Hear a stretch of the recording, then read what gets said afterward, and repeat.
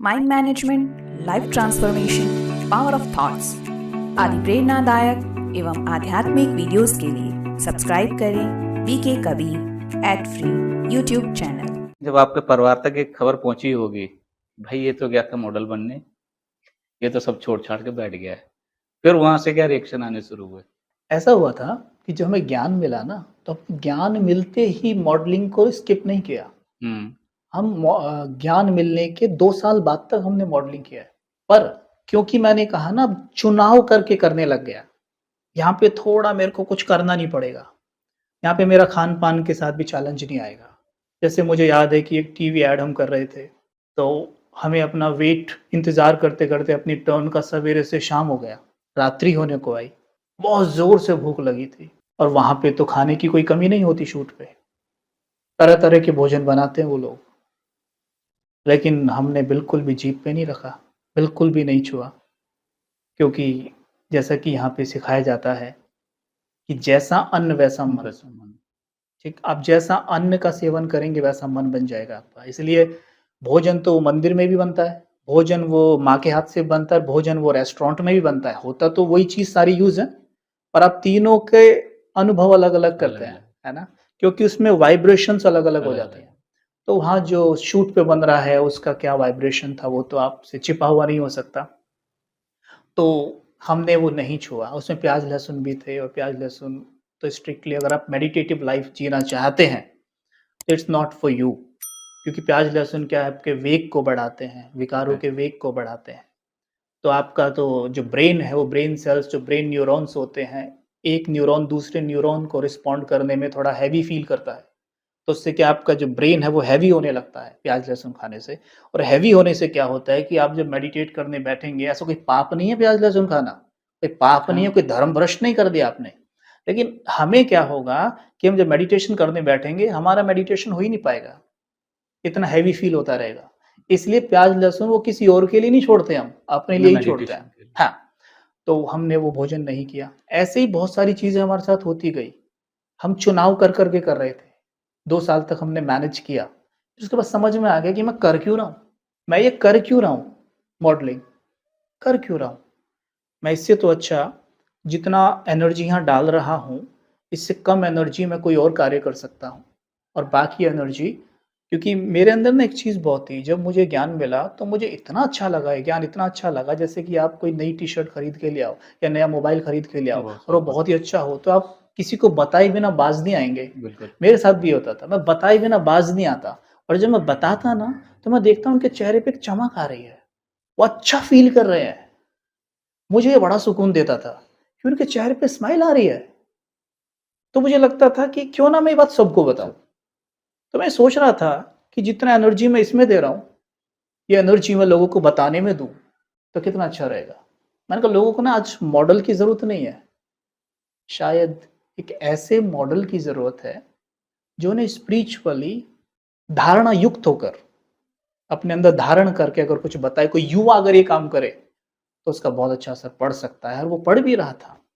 अब बात उस पे आते हैं कि परिवार का क्या रिएक्शन था।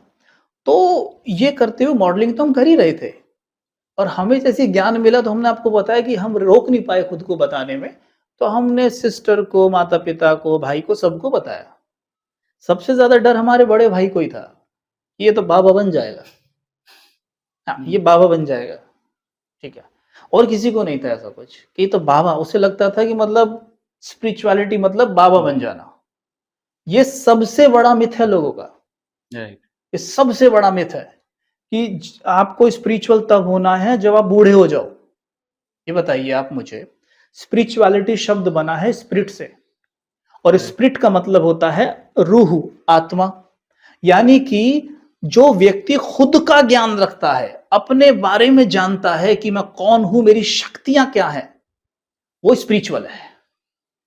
तो मुझे ये बताइए, खुद के बारे में जानना बुढ़ापा होना चाहिए या बचपन होना चाहिए? बचपन से ही, क्योंकि जो चीज़ आप बचपन से आप पढ़ेंगे, वो आपकी ताउम्र आपके साथ जाएगी। अगर ये स्पिरिचुअल एजुकेशन बच्चे को बचपन में दे दी जाए, तो उसकी जवानी और बुढ़ापा कैसा होगा और वो समाज के लिए कितना कुछ कर जाएगा।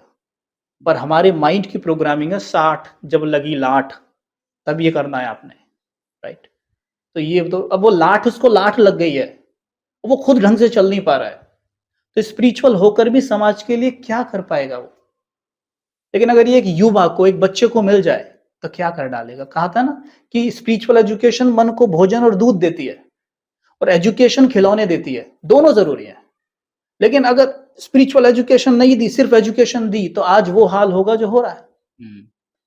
WHO ने बोला है कि भारत डिप्रेशन की लिस्ट में नंबर 1 है विश्व में, और हैप्पीनेस इंडेक्स हमारे देश का 126वें नंबर पे है। अभी आया था रिसेंट में। हाँ, 136 देशों के सर्वे में पाया कि 126वें नंबर पे हमारा देश है हैप्पीनेस इंडेक्स में। तो ये क्यों हुआ फिर? अगर 60 लाख के बाद ही आप ये ज्ञान लेंगे तो यही होगा ना। फिर तो ये बच्चों को दीजिए, फिर देखिए क्या होता है। लेकिन माइंड की प्रोग्रामिंग है। हम आपको स्पष्ट बताना चाहें कि जब मॉडलिंग करते थे, हमारे बहुत सारे कजन ब्रदर्स, हमारे खुद के बड़े भाई और बहुत सारे लोग हमारा बड़ा सम्मान करते थे, यानी कहीं रिगार्ड रखते थे। लेकिन जब हमने ज्ञान लिया ना थोड़ा सा, तो सबसे पहले इंसल्ट करने वाले वही थे, अपमानित करने वाले वही थे।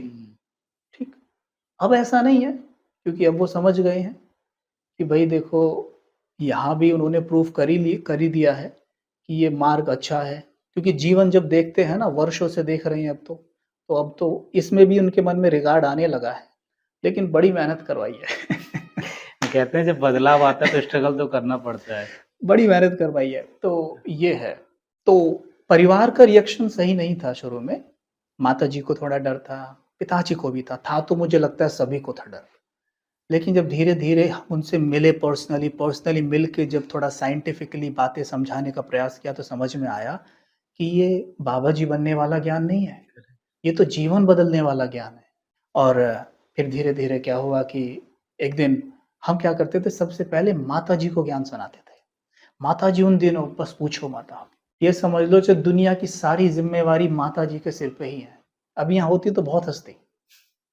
हाँ, सारी ज़िम्मेवारी उन्हीं के सर पे है। चेहरे पे लिटरली 12 बजे होते थे, बड़ी दुखी, बहुत परेशान। मैं उनका दुःख देख के उनको सोचूँ सबसे पहले इनका कल्याण करना है। उनको ज्ञान सुनाए, सुनती जाए, लेकिन सुनते-सुनते अंदर उसके ये चिंता कि ये तो बाबा ना बन जाए, कहीं शादी के लिए मना ना कर दे। मन में ये डर चल रहा है। पिताजी को नहीं सुना रहा हूँ अभी। पिताजी इधर से जाते, उधर से जाते, देखते जाते, इसे क्या बता रहा है जो मुझे नहीं बताता। मैं उसके लिए एक भूमिका तैयार कर रहा हूँ कि पिताजी को मौका देख के बताऊंगा। भाई को बता रहा हूँ तो भाई आर्ग्यू कर रहा है।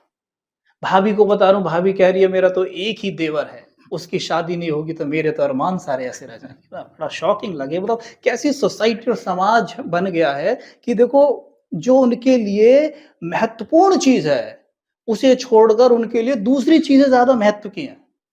हमने उस हिसाब से अपना परिवेश बना रखा है। हाँ, उनकी गलती नहीं है, उन्हें ये विरासत में मिली हैं चीजें, उन्हें सिखाई गई है बचपन से कि ये चीजें ज्यादा महत्वपूर्ण है। शादी, ब्याह, बच्चे, मैं फिर कह रहा हूं, ये खिलौने हैं, ये सेकेंडरी हैं, प्रायोरिटी यहां है। लेकिन जब एक दिन क्या हुआ, अब आप सुनिए आगे, ये मजेदार है बात।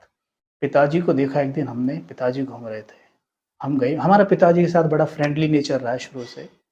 पिताजी के कंधे पे हाथ रखा बड़े प्यार से और बोला कि आओ, आपको ना एक बहुत अच्छी चीज बताता हूँ आज। कहते हैं हाँ बताओ बताओ। बैठ के सीधा डायरेक्ट सृष्टि चक्र उठा के स्वास्तिक को समझाते हुए, वो परमात्मा शिव के भक्त पहले से रहे हैं, परमात्मा शिव की महिमा करते हुए, ये बताते हुए उनको केवल 10 मिनट स्वास्तिक समझाया। 10 मिनट में आत्मा ज्ञान के अंदर, 10 मिनट में ज्ञान में आ गई। उनको निश्चय बैठ गया। उन्होंने वहीं कह दिया कि अगर भगवान आएगा तो इसी समय आएगा, वरना आएगा ही नहीं।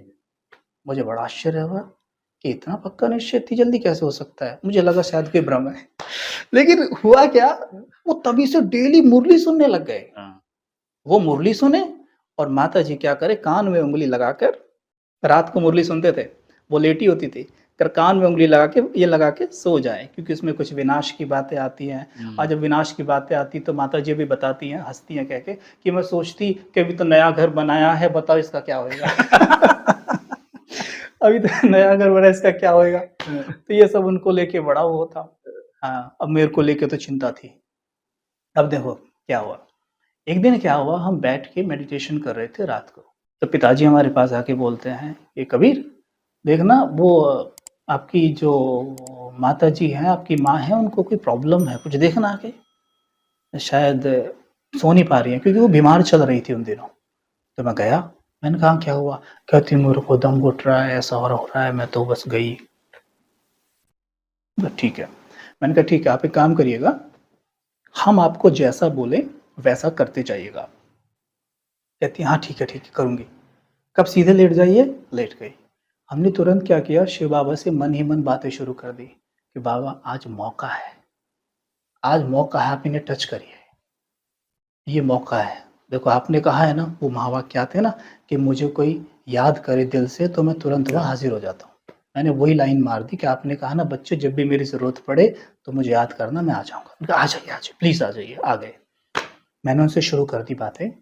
मैंने बोला कि आप लेट जाइए, अनुभव करिए कि आपका शरीर का हर एक अंग धीरे धीरे लाइट का बनता जा रहा है, जैसे बल्ब चमकता है लाइट का, ऐसा पूरा बॉडी बनता जा रहा है, हल्के होते जा रहे हैं, मस्तक के बीच में एक बल्ब चमक रहा है। ऐसे हम कमेंट्री देते गए, आप अनुभव करो कि आप इस लाइट के शरीर से बाहर निकल के धीरे धीरे ऊपर उठने लगे हो। ऐसे करने लगे, करते करते वो सो गई। हम चले गए यहाँ से, सो गई, कोई बात नहीं। सवेरे उठ के बोली, उठते ही कबीर कहाँ है? तो कहती है, वो पापा ने बोला उधर है। तो कहते हैं हाँ मुझसे बुलाओ। तो मैं गया, और रात क्या क्या था तुमने? मैं कह रहा कि ये किया था। कहती मेरे को इतना अच्छा अनुभव हुआ, इतना अच्छा अनुभव हुआ, मेरे को ऐसा लगा कि जैसे मेरा शरीर नीचे पड़ा है और मैं छत तक उठ गई हूँ। मैंने कहा वाह। कहती ये मुझे भी सिखा क्या है। वो कोर्स ज्ञान में आ गई, दोनों ज्ञान में आ गए। सिस्टर तो पहले से सपोर्टिव थी ही, तो वो तो बहुत अच्छी ज्ञान में है आज, है ना। रही बात बड़े भाई की, वो सहयोगी है। तो धीरे धीरे हमारे सब सहयोगी बनते चले गए। पिताजी और चाचा 2 भाई हैं और उनकी फैमिली पूरी, और ये फैमिली आज केवल बड़े भाई को छोड़ के, बड़ा भाई पूरा सहयोगी है, तो आप उसे भी कह सकते हो, विरोधी नहीं है बिल्कुल भी, है ना, पूरा सहयोगी है। तो सब टोटल सभी ज्ञान में है, कोई भी नहीं बचा है। चाचा चाची, पिताजी माताजी, उनके 3 बेटे, और इधर हम सिस्टर के युगल और उनके सास ससुर, जो भी टोटल जो संपर्क में आते गए, बाबा सब पे रंग लगाते चले गए, और सब आज टोटल सभी ज्ञान में है। तो सबके सब ही पूरी तरह सहयोगी हैं, कहीं से इतना सा विरोध नहीं है किसी रिलेशन में कि आप क्या कर रहे हैं।